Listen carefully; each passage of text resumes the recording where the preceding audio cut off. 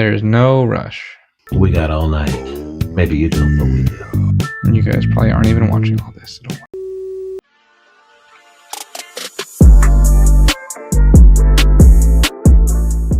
welcome back to RevRender Garage. Today we're diving back into this blue project scooter that I picked up a little bit ago. Last time you guys seen this, we got some new handlebars on there. But yeah, I've been slowly piecing this thing back together and got a new carburetor on there and all that kind of stuff. But next thing in line will be to do a oil change and a gear oil change before we can really start to fire this thing up, which I'm really excited for and get to ride in this thing. So let's get going on this oil change. All right, so we're gonna dive right into this oil change, and super simple for these mad dogs. There are two drain plugs for the oil, one on each side of the motor. I'm just gonna utilize the side on the right side of the motor. It's the one with a spring in it and a filter that will clean out with some brake cleaner. And then we'll just make sure to lean the bike over to that side once we start draining the oil, just to get all the oil of the motor. So let's dive right into it. It's just one 17mm bolt.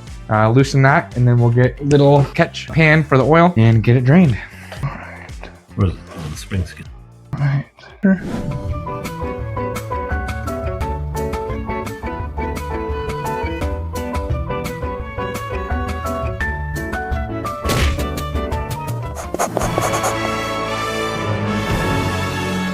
Spring. All right. Okay, set this in the tail. So as you can see here, we got one of the main drain plugs. They do sell a kit. One of the most reputable that we've seen is Rolling Wrench sells a kit for this. Amazon's got $20. All right, so here we got one of the main drain plugs that came off of here, and we got one on the other side as well, and then one drain plug for the transmission fluid. And they on like Amazon with all three of them in one kit with magnetic drain plugs. But super upgrade to have, just to catch any metal shavings that may be going through your motor. We'll put a link for that as well. And unfortunately, don't have one of those today, but we'll be doing one of those soon. Tip the bike over, get any oil we can. I jostle it a couple times just because there's a lot of oil on the motor.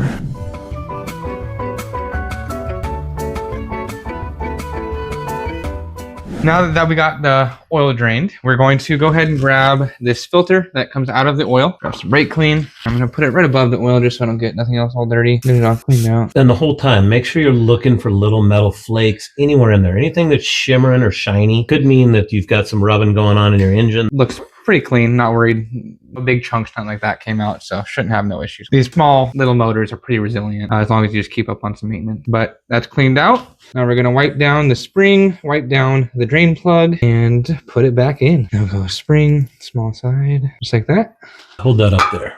This is something that confused me the first time I tried to do it. Yep. I had to go back and rewatch a video. And then when you get the magnetic drain plugs, you'll get a magnet that goes right inside of here, which will just put a little more spring tension on there. So when you go to put the bolt back in, you have to push a little bit harder once to get the threads to catch. Got that? I'm gonna go ahead and put this back in. Also gonna wipe down the surface that just came out. Shouldn't have to fight it, just like that. Good to go. Go ahead and get it snug. And then, I'm not sure what you're supposed to torque it to, but I've done enough of these where I kind of know what it's like by hand. We're going to torque it to where it don't leak. Yeah, and you don't need to go super tight. You really don't. If you want to look it up, I put it in the description what the torque spec is for this if you have a torque wrench, and you can do it 2-spec if you like, just to be safe. But that's good. Now we are set to take the dipstick out and put about 0.8 quarts of oil, but we'll start putting a quart in and see what it takes. Now that we got the drain plug back and installed, we're going to remove this fill tube. We have not fill tube, sorry, that's our dipstick. Also our fill tube. It's universal in this motor. We're going to shove our funnel. Thank you, Shane. Our funnel into here. It is not a secure connection.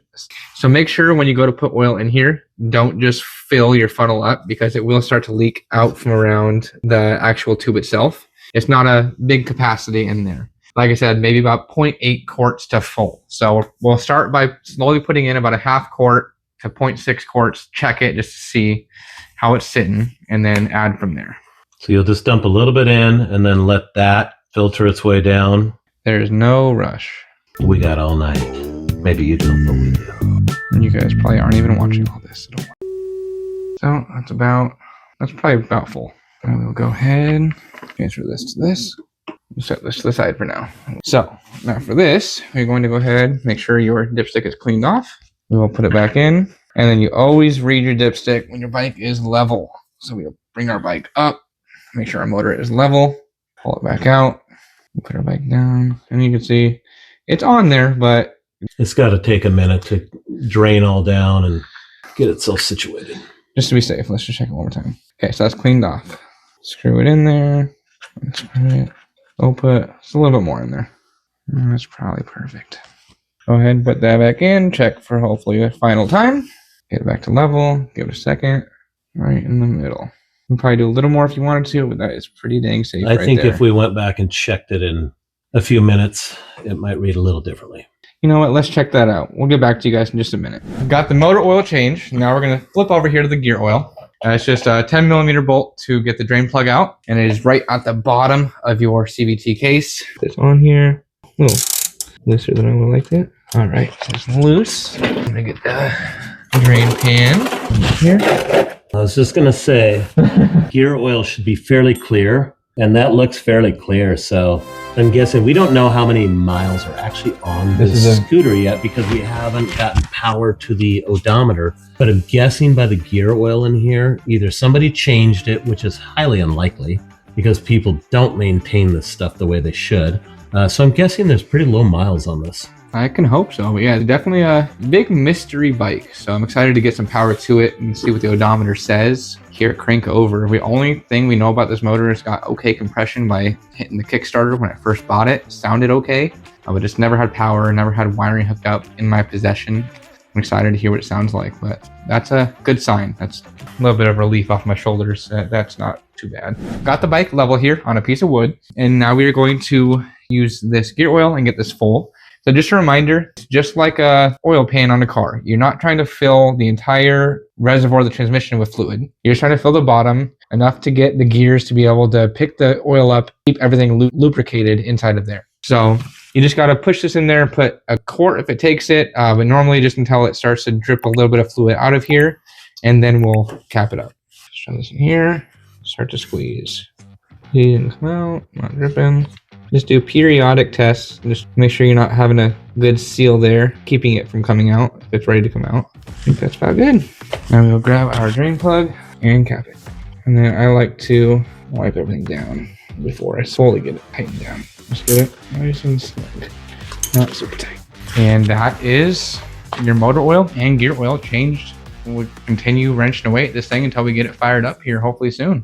I hope you guys enjoyed. Make sure to leave a like, comment, subscribe, tell all your friends about it. We really appreciate you guys and hope to see you guys shortly, and we'll see you soon.